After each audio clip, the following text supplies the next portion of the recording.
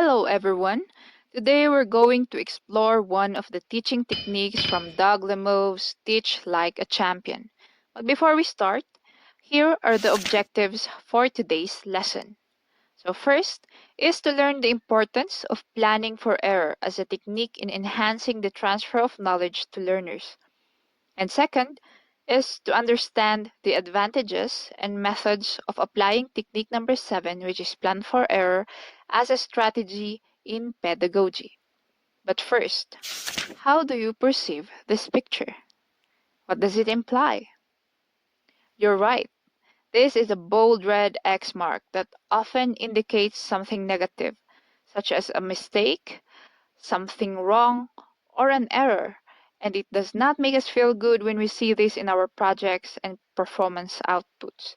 But for today's lesson, we will be turning negatives into positives. Let's start with defining technique number 7, which is plan for error. So, this technique emphasizes the importance of anticipating student misunderstandings and mistakes during instruction. This technique encourages teachers to proactively identify potential areas where students may struggle and to plan strategies for addressing these errors effectively. By preparing for possible mistakes, teachers can create a supportive learning environment that helps students overcome challenges, reinforce understanding, and foster resilience in their learning process. This approach involves integrating error analysis into lessons, using errors as teaching moments, and providing students with clear pathways to correct misunderstandings. This technique is all about proactive problem solving, which means by anticipating potential student mistakes, teachers can address issues before they become widespread. So, in discussing this technique, here are the following advantages. First is proactive problem solving. Through this technique, teachers can anticipate and address common errors before they escalate, fostering a supportive and learning environment and solid knowledge foundation. Next is this technique also helps with faster correction of misunderstandings.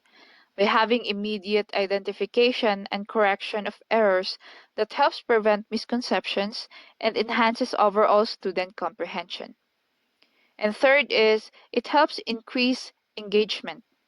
By having a low stakes environment for correcting mistakes, this reduces anxiety and increases a student investment and motivation in their learning.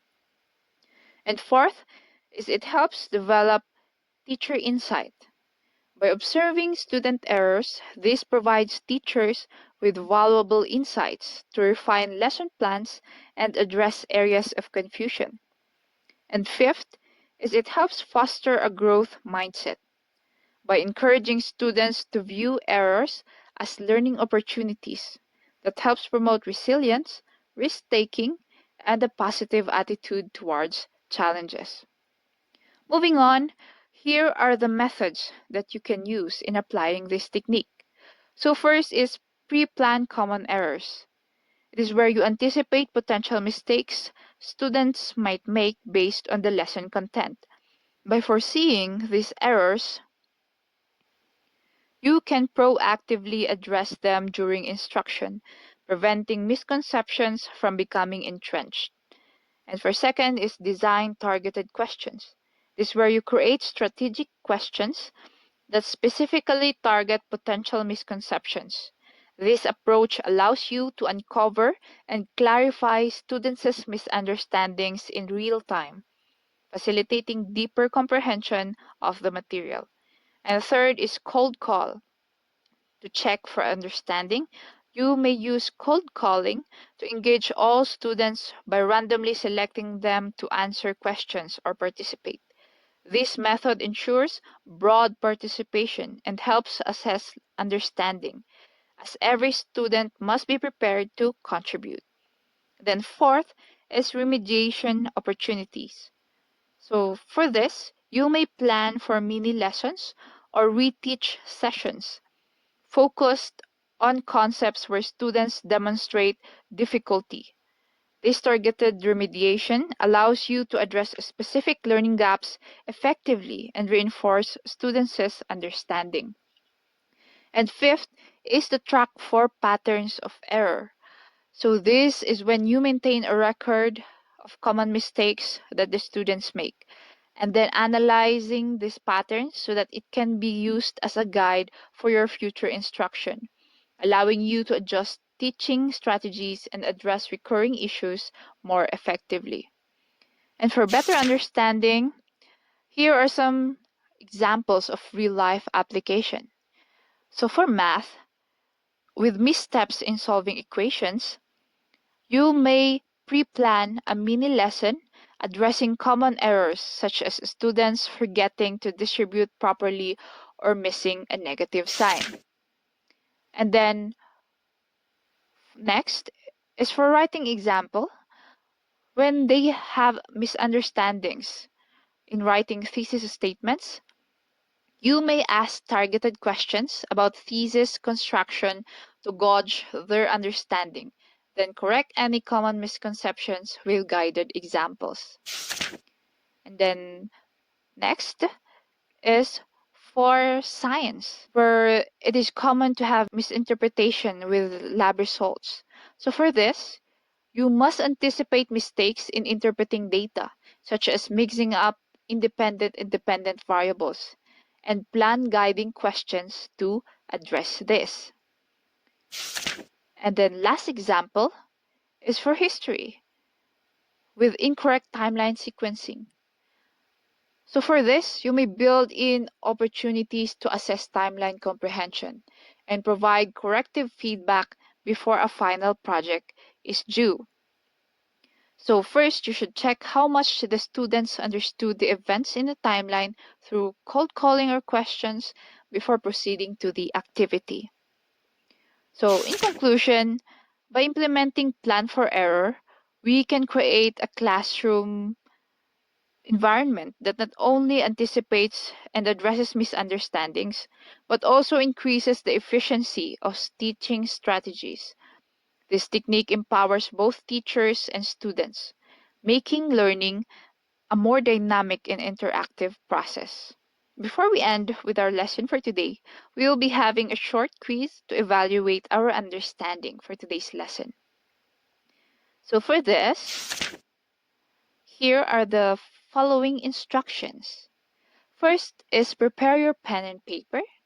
Then second, there will be 5 questions and you will be given 10 seconds to answer before the next question.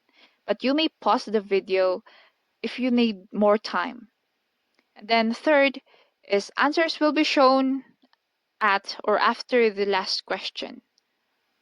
Good luck.